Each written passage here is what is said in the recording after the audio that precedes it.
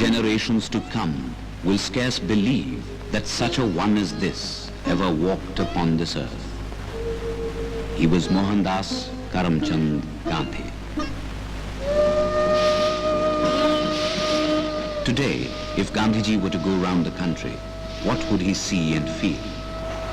1969, the centenary of his birth. 2 trains, one from Amritsar and another from Rameshwaram, carry the message of the Mahatma.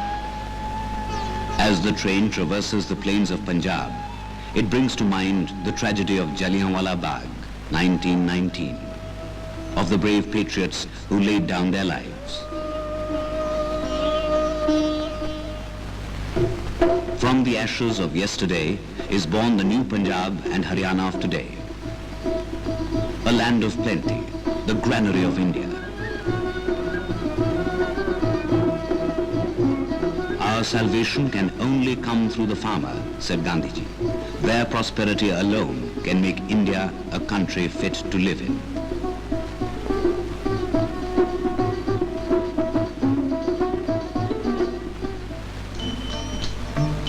Hundreds wait to see and read the message of the Mahatma.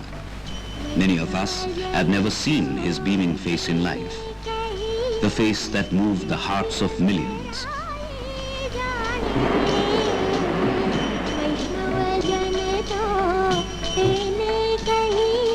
He was born at Porbandar in 1869. His father, Karamchand, was a brave and truthful man.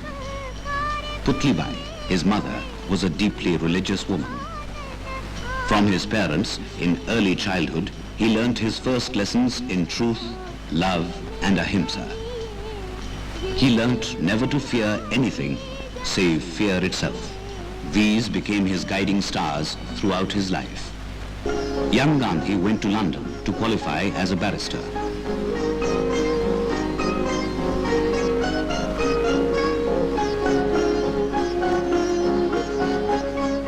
Gandhi, the barrister, went to try his luck in South Africa. His experience there and the plight of his countrymen moved him deeply. That transformed an astute lawyer into a selfless satyagrahi and a leader of men.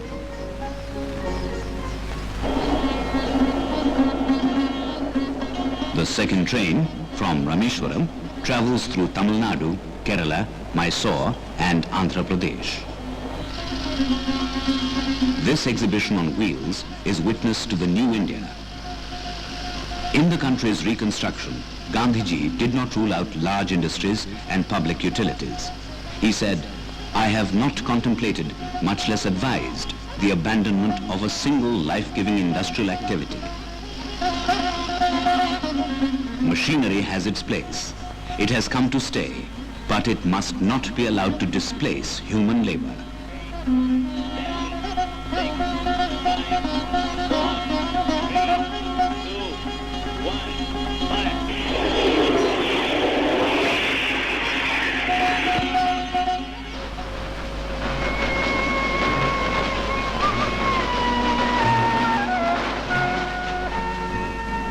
Nothing short of complete independence from Britain could heal the festering wounds inflicted upon the Indian people. With this in view, Gandhiji gave a call for complete non-cooperation at the Congress session held in Calcutta in 1920. This revives memories of the Mahatma's associations with the great leaders of Bengal. Gurudev Tagore, a kindred spirit.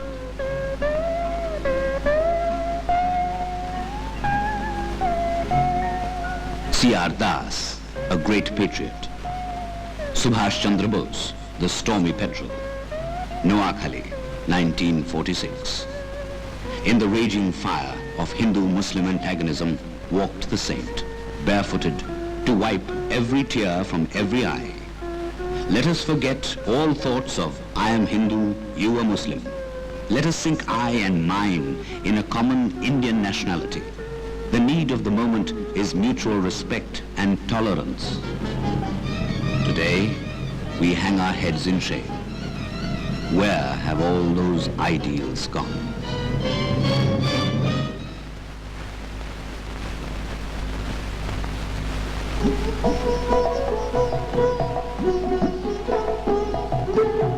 Champaran, Bihar, 1917.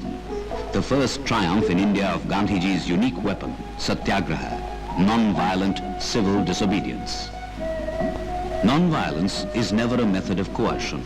It is a method of conversion. Gandhiji was a practical idealist, striving constantly for the India of his dreams. He said, "When Hindustan rings with the echoes of Swadeshi, when Swadeshi pervades the country, and when the Swadeshi mantra resounds in every year, millions of men will have in their hands the key to the economic salvation of India." It is only through self-reliance that India can gain self-respect. Swadeshi is today bringing new changes all over the country under the 5-year plans.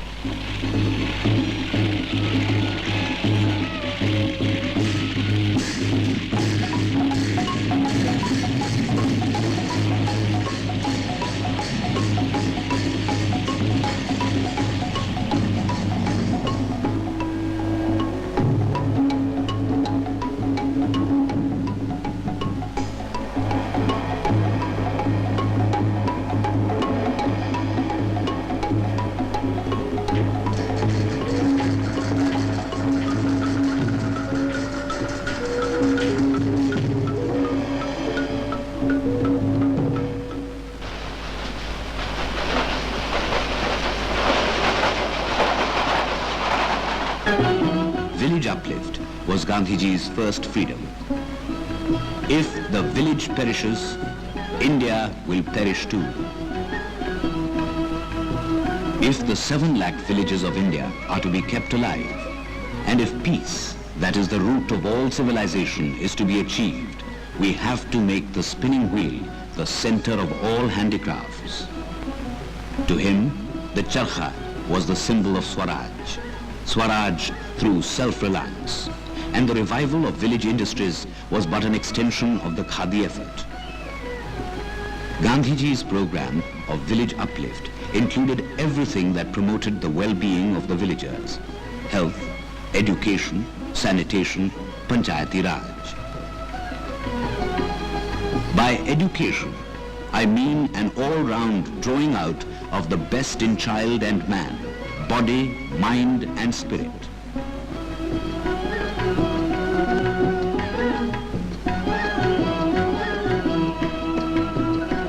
A self-governing, self-reliant village, trading chiefly with nearby self-sufficient villages and importing a minimum of complicated appliances, was Gandhiji's recipe for democracy in India. Always his aim was Sarvodaya, the welfare of all, to be achieved through a peaceful revolution based on consent, not coercion.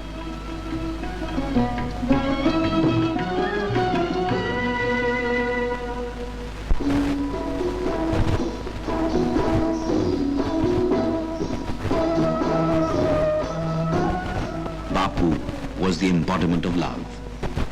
Always his motto was, "Hear no evil, see no evil, speak no evil." Gujarat, Gandhiji's and Sardar Patel's home state. Sabarmati Ashram, the scene of many momentous events.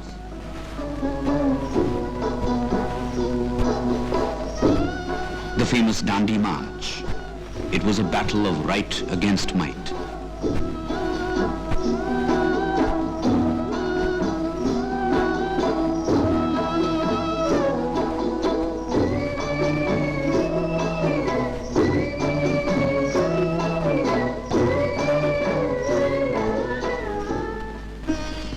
Always a friend of the downtrodden, Gandhiji woke the women of India.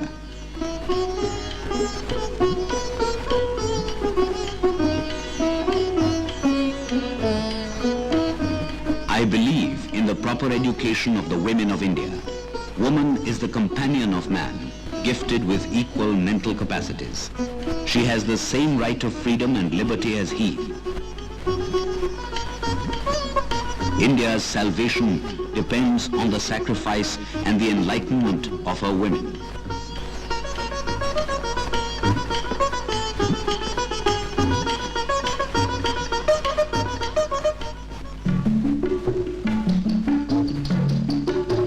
Gandhiji was a firm believer in the cooperative way of life.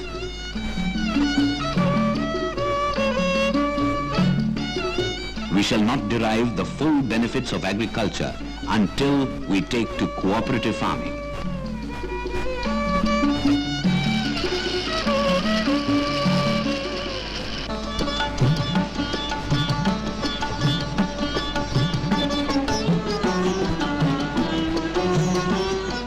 Bombay, the gateway of India.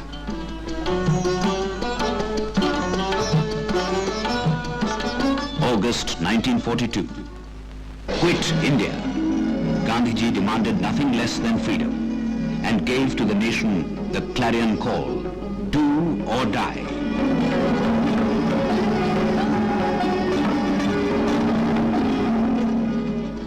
Bombay's skyline has changed over the years. Industry and science have made rapid progress.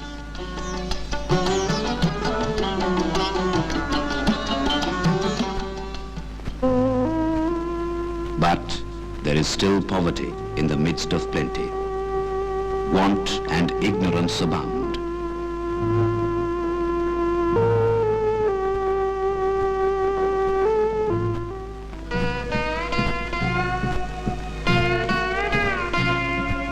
Delhi, capital of India.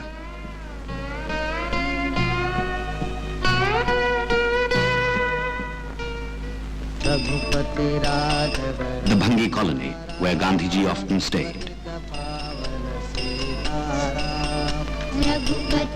The cause of Harijans was dear to Bapu's heart, for he regarded all men as brothers and all India as his family. Untouchability is a sin. It is a grievous crime. On God's earth, nobody is low and nobody is high. Birth and observance of form cannot determine one's superiority or inferiority. He battled ceaselessly against untouchability. But he knew untouchability will not be removed by force, even of law. It can only be removed when the majority of Hindus realize that it is a crime against God and man and are ashamed of it. This blot on our society remains even today. The spirit of non-violence enlightened the world. But in the country from which it sprang, violence, hatred, strife prevailed. Let the light of that spirit not flicker and die. Let the voice of a nation not cry out. The light has gone out of our lives, and there is darkness everywhere.